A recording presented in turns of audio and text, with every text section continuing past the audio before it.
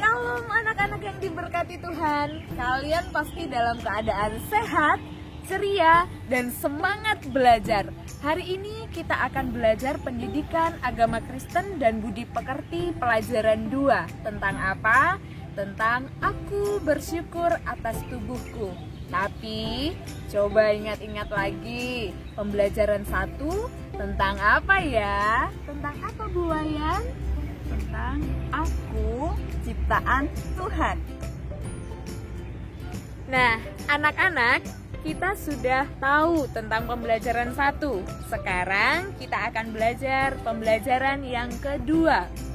Manusia diciptakan oleh Tuhan sangat sempurna. Artinya kita itu baik di mata Tuhan. Tuhan melengkapi kita dengan seluruh anggota tubuh. Jadi penasaran mengapa Tuhan memberikan seluruh anggota tubuh itu? Yuk kita cari tahu jawabannya. Bu, saya mau tanya. Tanya apa? Mengapa Tuhan memberi kita mata juga telinga? Tuhan memberi kita mata untuk melihat hal-hal yang baik dan yang buruk. Tapi Tuhan menghendaki agar dengan mata kita melihat hal-hal yang baik saja. Mata juga disebut sebagai pelita tubuh. Artinya dengan mata menerangi seluruh anggota tubuh. Dan kalau Tuhan memberikan telinga untuk kita, juga sama. Telinga bisa untuk mendengar hal yang baik dan yang buruk. Tapi Tuhan menghendaki agar dengan telinga kita mendengarkan hal-hal yang baik saja. Terima kasih Bu Prati. Sama-sama. Anak-anak, kita sudah tahu mengapa Tuhan memberi kita telinga juga mata. Coba dibuka Alkitabnya di dalam Amsal 20 ayat yang ke-12. Telinga yang mendengar dan mata yang melihat, kedua-duanya diciptakan oleh Tuhan. Oleh sebab itu, kita harus menggunakan keduanya untuk melakukan kehendak Tuhan. Tapi, mengapa ya Tuhan memberi kita mulut? Yuk, kita cari tahu jawabannya. Pak Eliab. Ya, betul. Mengapa Tuhan memberi kita mulut? Tuhan memberi kita mulut untuk berbicara hal yang baik dan yang buruk.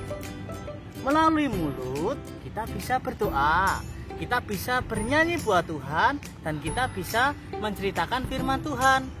Nah, anak-anak sudah tahu ya, kenapa Tuhan memberi kita mulut. Jadi, hati-hati menggunakan mulut, Bu.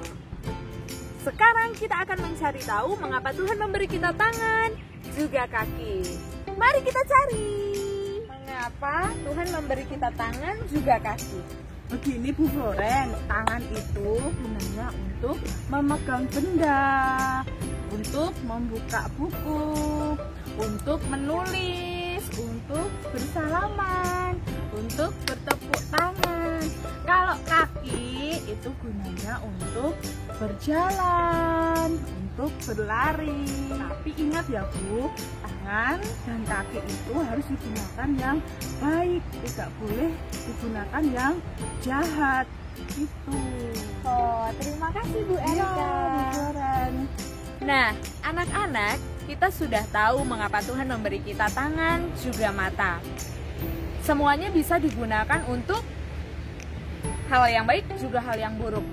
Kita juga dilengkapi dengan akal budi. Untuk apa? Untuk membedakan keduanya.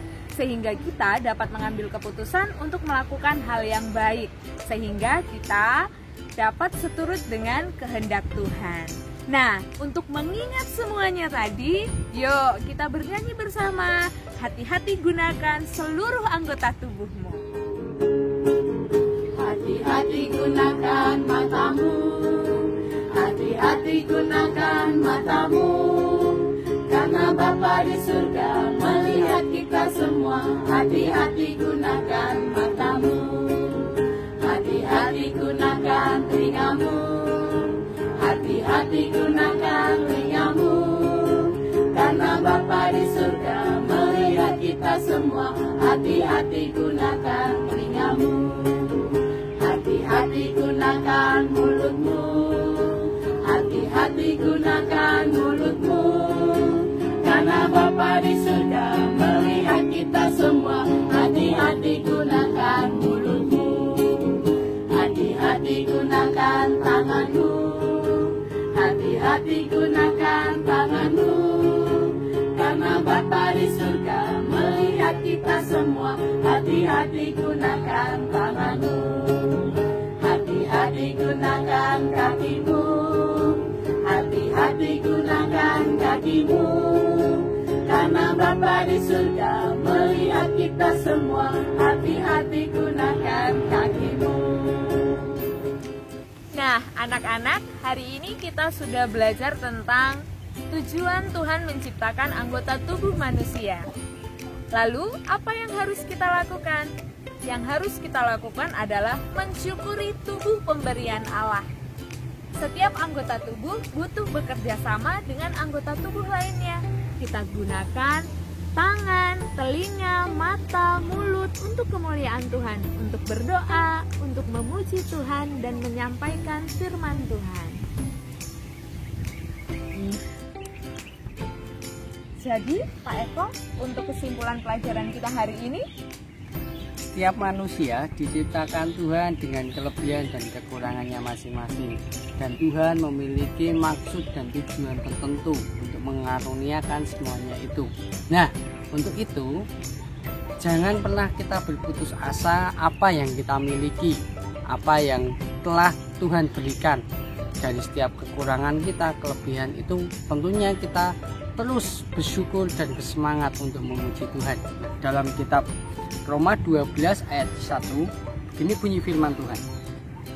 Karena itu saudara-saudara, demi kemuliaan Allah, aku menasihatkan kamu supaya kamu mempersembahkan tubuhmu sebagai persembahan yang hidup, yang kudus, dan yang berkenan kepada Allah. Itu adalah ibadahmu yang sejati. Anggota tubuh kita gunakan untuk memuliakan Tuhan. sebagai tugas hari ini, sebutkan cara bersyukur atas tubuh pemberian Allah. Nah, anak-anak, pembelajaran kita cukup sampai di sini. Mari tetap semangat belajar. Kita juga harus mensyukuri tubuh pemberian Allah. Sampai jumpa di pembelajaran berikutnya. Shalom. Tuhan Yesus memberkati.